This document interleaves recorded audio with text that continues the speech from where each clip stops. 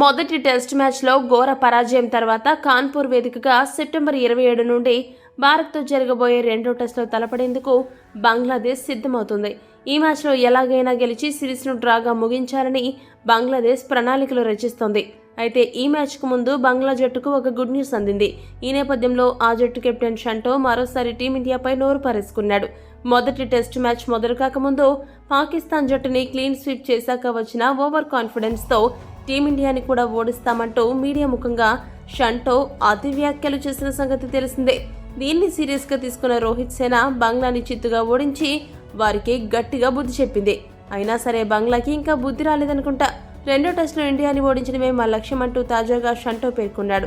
షంటో మాట్లాడుతూ ఏమన్నాడంటే, కాన్పూర్ వేదికగా జరగబోయే మ్యాచ్లో ఫలితం తప్పకుండా మాకు అనుకూలంగా ఉంటుందని భావిస్తున్నాను. ముఖ్యంగా మొదటి టెస్టులో గాయపడ్డ మా స్టార్ ఆల్రౌండర్ షకీబ్ అల్ హసన్ పూర్తి ఫిట్నెస్ సాధించాడు. దీంతో అతడు రెండో టెస్టుకి అందుబాటులో ఉండబోతున్నాడు.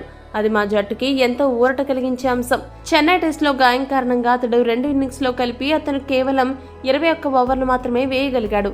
అయితే ఇప్పుడు అతను పూర్తి ఫిట్నెస్ కలిగి ఉండి రెండో టెస్టుకు అందుబాటులో ఉండబోతున్నాడు. అతడి ఫిట్నెస్ పై ఇప్పుడు మాకు ఏ బెంగా లేదు.